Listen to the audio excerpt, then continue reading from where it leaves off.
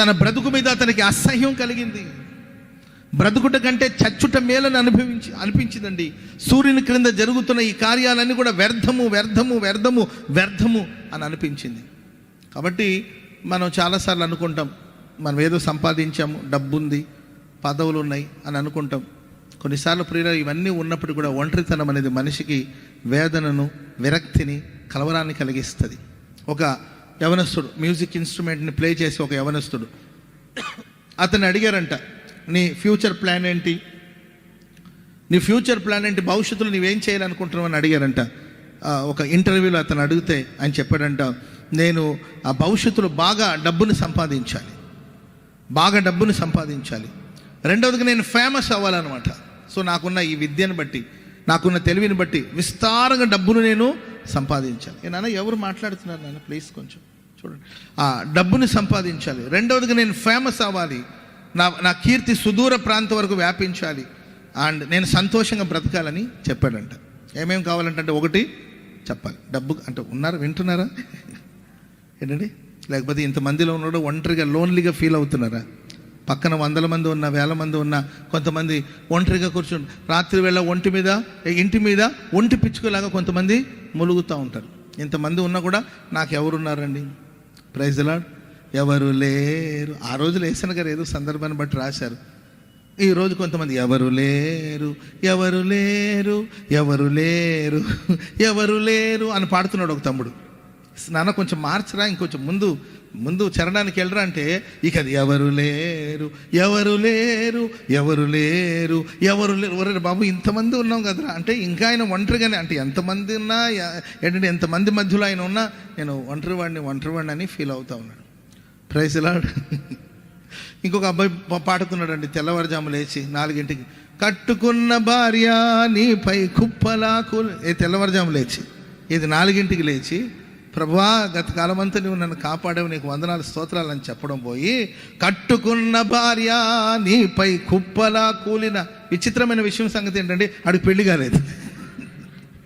అరే పెళ్ళి అయినోడు పాడినా పర్వాలేదురా, కట్టుకున్న భార్య నీపై కుప్పలా కూలిన. పెళ్లి చేసుకున్నాడు పాడినా పర్వాలేదురా, నీకు పెళ్ళే కాలేదంటే బాగుందని పాడానన్నా. కట్టుకున్న భార్య నీపై కుప్పలా కూలి. ప్రేమైన వాళ్ళరా, మీరు చూడండి, ఆయన ఒకటి డబ్బు సంపాదించాలనుకున్నాడు, రెండవదిగా నేను ఫేమస్ అయిపోవాలి. మనుషులందరూ ఇదే ఈరోజు చాలామందికి ధనాన్ని సంపాదించుకోవడానికి అడ్డదారులు ఎట్లా సంపాదించాలనే పనిలో, ధనాన్ని సంపాదించుకునే పనిలోనే ఉంటున్నారు. ఇంకొంతమంది ఫేమస్ అవ్వాలి. Praise the Lord. అంత ఉప్మా చేసి దాన్ని యూట్యూబ్లో పెట్టి, అర్థమైందండి, దాని మీద కొత్తిమీర జల్లి, అదే దానికి ఒక లైట్ వేసి, మరలా ఏది ఉప్మాకు లైటు, ఇంట్లో లైట్ వేసినా పర్వాలేదు, ఉప్మా మీద లైట్ వేసి దాని మీద కొత్తిమీర జల్లి, అర్థమైందండి, అదొక చిన్న వీడియో తీసి వెంటనే, ఫ్రెండ్స్ నేను ఈరోజు ఉప్మా చేశాను, ఎలా ఉంది, లైక్ చేయండి, షేర్ చేయండి. ఏది, ఈమె ఉప్మాకి లైక్ చేయాలంట, షేర్ చేయాలంట. పాపం ఈమె లాంటి పిచ్చోళ్ళు ఇంకొక 10 మంది ఉంటారు కదండి, ఇంచుమించు 30 మంది దానికి లైక్ కొట్టారనమాట. లైక్ కొట్టని ఒకే ఒకడు ఎవరంటే వాళ్ళ ఆయన. ఎందుకంటే ఆ లైట్లు వేసిన ఉప్మా తింటుండేది ఆయనే కదండి. అంటే ఫేమస్ అయిపోవాలి. రకరకాలమైన కార్యక్రమాలు కొంతమంది చేపడుతున్నారు. సో ఈయన కూడా, ఇతని ఉద్దేశం, ఇతని గురి, ఇతని గమ్యం ఏంటంటే, ఒకటి నేను బాగా డబ్బు సంపాదించాలి, రెండోదిగా నేను ఫేమస్ అయిపోవాలి, మూడోదిగా నేను సంతోషంగా ఉండాలి అని చెప్పి అతడు వాయిద్యాలు వాయిస్తూ ప్రపంచ ప్రఖ్యాతిని గాంచాడండి. ఒకానొక సమయం వచ్చినప్పుడు విస్తారమైన డబ్బుకు కొదవే లేదండి, అంత డబ్బు సంపాదించాడు, బాగా ఫేమస్ అయ్యాడు. దాదాపు ఒక 30 సంవత్సరాలు ఈయన ఈ మాట అన్న తర్వాత, ఒక 30 ఏళ్ల తర్వాత, 30 ఏళ్ల క్రితం ఎవరైతే అతను ఇంటర్వ్యూ చేశారో, 30 ఏళ్ల క్రితం ఎవరైతే ఇంటర్వ్యూ చేశారో వాళ్ళు మరలా అతను ఒకసారి కలుసుకొని, సార్ 30 ఏళ్ల క్రితం నేను ఇంటర్వ్యూ చేసినప్పుడు నువ్వు చిన్న కుర్రోడివి, 30 ఏళ్ల క్రితం నేను అడిగితే నువ్వు 3 విషయాలు నాకు చెప్పావు. ఒకటేమో డబ్బు సంపాదించాలి, రెండవదిగా నేను ఫేమస్ అయిపోవాలి, మూడవదిగా నేను సంతోషంగా బ్రతకాలి, ఆనందంగా బ్రతకాలని కోరుకున్నారు.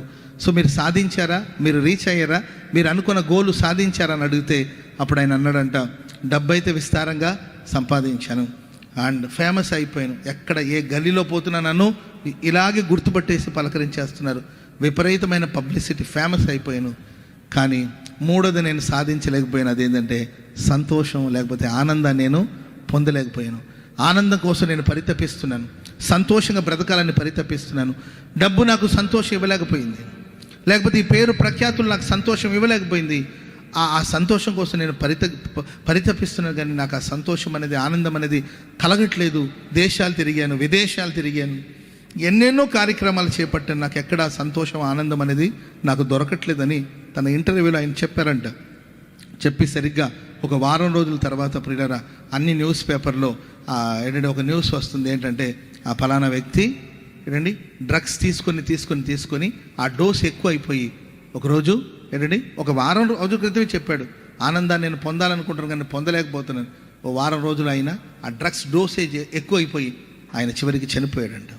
ప్రియులారా మనుషులు ఈరోజు డబ్బును సంపాదిస్తున్నారు, ఫేమస్ అయిపోతున్నారు, పేరు ప్రఖ్యాతులు, కానీ ఏదో కలవరం, ఏదో ఒంటరితనం, ఏదో బాధ, ఏదో కలవరాల మధ్యలో మనిషి కొనసాగించబడుతున్నాడు. బైబిల్ సెలవిస్తుంది, యేసుక్రీస్తు ప్రభువారు ఈ లోకానికి ప్రియులరా వచ్చారు.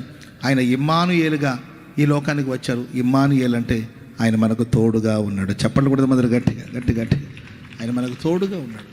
కనుక సంపద సమృద్ధి, పేరు ప్రఖ్యాతులు ఇవ్వలేని ఆ సంతోషం, ఆనందం దేవాది దేవుడు మనకు దయచేయాలని కోరుకుంటున్నారు. బైబిల్లో మనం గమనించుకుంటూ వెళితే చిన్న కుమారుడు, తండ్రికి ఉన్న 2 కుమారుల గురించి మనం చూస్తే, చిన్న కుమారుడు ఆస్తినంతా పోగు చేసుకుని దూరదేశానికి వెళ్ళాడు, దుర్వ్యాపారం చేస్తాడు. డబ్బు చేతిలో ఉన్నప్పుడు, సంపద ఉన్నప్పుడు, సమృద్ధి ఉన్నప్పుడు అందరూ తనతో ఉన్నారు. ఓ రోజు ఆస్తి అతను విడిచిపోయింది, సమృద్ధి అతను విడిచిపోయింది, డబ్బు అతను విడిచిపోయింది.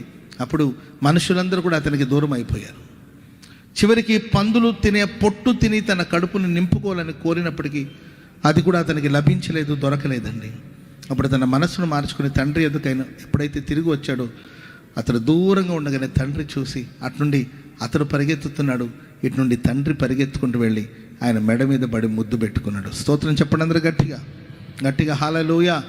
ప్రేమైన వాళ్ళరా, ఈ లోకంలో ఎవరు నిన్ను విడిచినా, ఎవరు నిన్ను మరచినా, మనుషులు నీకు దూరం అయిపోయినా, నువ్వు బాగున్నప్పుడు, నువ్వు సమృద్ధిగా ఉన్నప్పుడు ఒకవేళ మనుషులు నీ చుట్టూ ఉండొచ్చు. యోబు భక్తుని చరిత్ర మనం చూస్తే, ప్రేమైన వాళ్ళు యోబు భక్తులు సమృద్ధిగా ఉన్నప్పుడు భార్య కమ్మగా మాట్లాడుతుండేది, స్నేహితులు చక్కగా వస్తూ ఉండేవాళ్ళు, ఆ తర్వాత బంధువులు వచ్చిన వాళ్ళు వచ్చినట్టే ఉండేవాళ్ళు, వెళ్ళిన వాళ్ళు వెళ్ళినట్టే ఉండేవాళ్ళు. Praise lord. బ్రదర్, మా బాబుని కొంచెం చదివించాలనుకుంటున్నాం, కొంచెం సహాయం కావాలి, కొంచెం హెల్ప్ చేయండి అంటే, ఎందుకయ్యా అంత పెద్ద చదువు, స్తోమత లేనప్పుడు, శక్తి లేనప్పుడు ఎందుకు అని ఇలా బడాయి మాటలు చెప్పేవాళ్ళు బంధువులు. బాబుని కొంచెం చదివించాలనుకుంటున్నాం, వాడు చదువు కొంచెం అవసరం అని అంటే, ఆ బంధువులు, రక్త సంబంధికులు అందరూ ఏమనేవాళ్ళు అంటే, స్తోమత లేనప్పుడు ఎందుకు పెద్ద పెద్ద చదువు, ఎక్కడ గవర్నమెంట్ స్కూల్లో చదివితే చదువు కాదా, లేకపోతే పలానా చదువు కాదా, అంత అవసరమా, ఇలా మాట్లాడారంట. ఆ తర్వాత దేవుని ఆ బాబు ఎలాగ స్కాలర్షిప్ మీద కానీ మొత్తం మీద చదువుకొని ఒక మంచి స్థాయికి వచ్చాడు. ఆ తర్వాత విదేశాల్లో ఆ బాబుకి మంచి ఉద్యోగం వచ్చింది. స్తోత్రం చెప్పండి అందరూ గట్టిగా. సరే, విదేశాల్లో ఒక 3 సంవత్సరాలు 4 సంవత్సరాలు ఉండి మరలా ఆ బాబు ఇండియా వస్తున్నాడంట. అప్పుడు ఎవరెవరైతే అవసరమా, అంత పెద్ద చదువు అవసరమా, ఇట్లా మాట్లాడినంట, అబ్బాయి వస్తున్నాడంటగా. ఎప్పుడు వస్తాడు? అవునా, మీరు వెళ్ళేటప్పుడు నాకు కూడా పిలిస్తే నేను కూడా గన్నవరం దాకా వస్తా. కారు లేకపోతే చెప్పు, అంత మందేగా, కారు వేసుకుని వెళదా. ఇంతకు అబ్బాయికి చెప్పు, అక్కడ నుండి నాకు చాక్లెట్లు తీసుకురమ్మని, నాకు సెంటు పాటలు తీసుకురా, అక్కడ సెంటు పాటలు బాగుంటుందంటగా, సెంటు పాటలు తీసుకురమ్మని చెప్పు. నాకు ఒకటి, నా భార్యకు ఒకటి, నా కూతురుకు ఒకటి, నా కొడుకు ఒకటి, మా ఇంట్లో పని మనిషికి ఒకటి. వీళ్ళందరికీ అక్కడ నుండి సెంటు పాటలు మంచికి దొరుకుతాయంటే తీసుకురమ్మను, అక్కడ చాక్లెట్లు మంచికి దొరుకుతాయి తీసుకురమ్మను, అక్కడ మందు బాటలు కూడా దొరుకుతాయంట పట్టుకురమ్మని చెప్పు. సర్లే అన్నయ్య చెప్తానంటే, ఎప్పుడు వచ్చేది బాబు చెప్పు, మన కారు ఉంది కదా, కారులో కలిసిపోదాం, నేను కూడా రిసీవ్ చేస్తాను. వీళ్ళు అంటారు, ఒకప్పుడు మేము దీనస్థితిలో ఉన్నప్పుడు, మేము బాధలో ఉన్నప్పుడు, మేము కష్టంలో ఉన్నప్పుడు వాళ్ళు సమృద్ధిగా ఉండి కొంచెం సహాయం చేయమంటే సహాయం చేయడానికి ముందు రాలేకపోయారు. కానీ ఇప్పుడు మేము శ్రమలో, ఈరోజు మేము సమృద్ధిలో ఉన్నామని ఈరోజు చాలామంది ఊర్లో వాళ్ళందరూ మాకు చుట్టాలు అయిపోతున్నారు. ఇంతకు బాబుకు పెళ్లి చేసే ఆలోచన ఏమైనా ఉందా? అర్థమైందండి? బాబుకు పెళ్లి చేసే ఆలోచన ఏమైనా ఉందా? ఇంకా ఏం అనుకోలేదంటే అనుకోవాలి. Praise Lord. సరే అన్నయ్య అనుకుంటామంటే అనుకోండి, మనమంతా బంధువులమే కదా. ఆ పాప సంగతి ఏంటి? ఎక్కడెక్కడ చుట్టాలు ఏంటండి, ఎక్కడెక్కడ బంధువులు, ఏది సమృద్ధిలో. యోబు బాధలో ఉన్నప్పుడు, యోబు కష్టంలో ఉన్నప్పుడు, యోబు ఒంటరితనంలో ఉన్నప్పుడు, యోబు అన్ని పోగొట్టుకున్నప్పుడు కనీసం అతను పలకరించిన వాళ్ళు లేరు, పరామర్శించిన వాళ్ళు లేవరండి. ఆకలిలో ఉన్నవాడికి అంత ఆహారాన్ని పెడితే అతని ఆకలి తీర్చబడుతుంది. ఒంటరితనంలో ఉన్నప్పుడు ఆ మనిషి ప్రక్కన కూర్చొని 4 మంచి మాటలు చెప్తే అతనికి ధైర్యం కలుగుతుంది. అన్ని పోగొట్టుకునే వ్యక్తి పక్షాన నిలబడి 4 మంచి మాటలు చెప్తే అతనికి ఊరట కలుగుతుంది, ధైర్యం కలుగుతుంది. కానీ అప్పుడు ఎవరు పలకరించలేదు, పట్టించుకోలేదు. ఎప్పుడైతే యోబు పోగొట్టుకునే వాటిని అన్నిటిని దేవుడు 2 మరలా యోబుకు దయచేసి క్షేమస్థితి తనకు వచ్చిన తర్వాత బంధువులందరూ వరసన పెట్టారండి. వరసన పెట్టి వచ్చిన వాళ్ళందరూ భోజనం చేసుకొని ఆ తర్వాత తలాగొక ఉంగరం కానుకిచ్చి వెళ్ళారంట. లేనప్పుడు కాదండి ఇవ్వాలి, ఉన్నప్పుడు ఎందుకు ఇచ్చారంటే లేనప్పుడు ఇస్తే మరలా వస్తుందో లేదో తెలియదు, ఉన్నప్పుడు ఇస్తే మరలా తిరిగి మనకి ఇస్తాడనే ఆలోచన. బంధువులు కాదు వాళ్ళు, రాబంధులు.